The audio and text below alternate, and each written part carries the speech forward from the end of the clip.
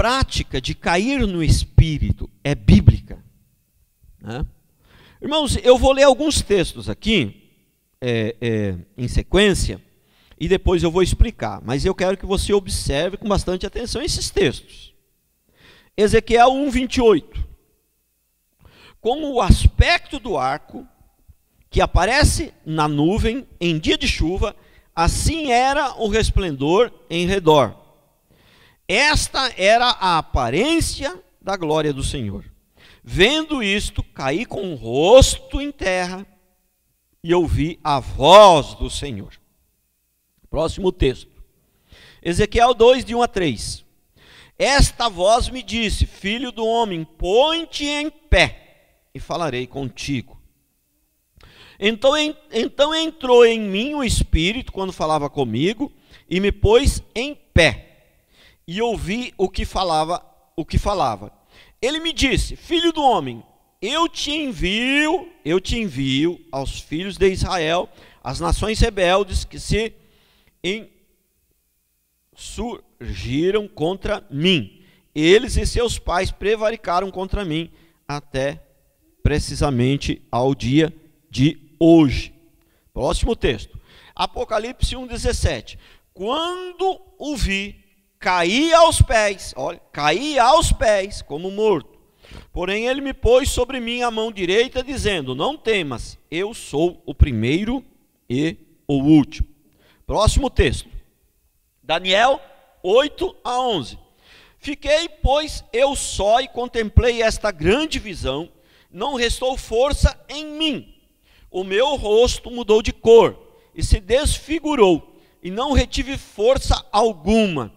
Contudo, ouvi a voz das suas palavras, e ouvindo-a, caí sem sentidos, rosto em terra. Eis que certa mão me tocou, sacudiu-me e me pôs sobre os meus joelhos e as palmas das minhas mãos.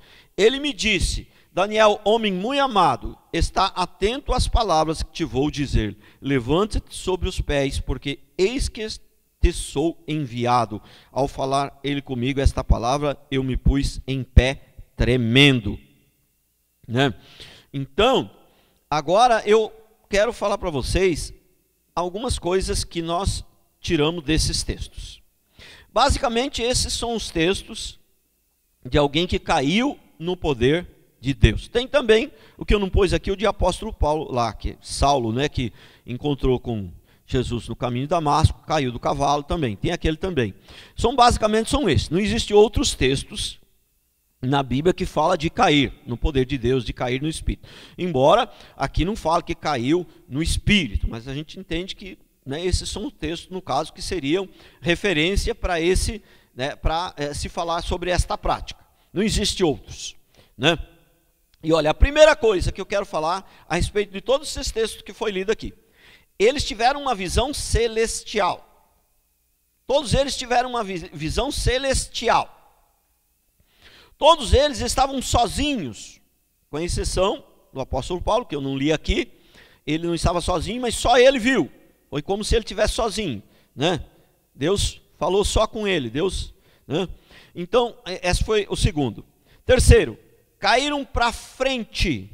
Eles não caíram para trás, caíram para frente, se prostraram, na verdade, em sinal de temor, né? Não caíram para trás, caíram para frente. Cair para frente no significado de se prostraram, temor. Aqui fala de temor. Não tinha ninguém atrás para segurar.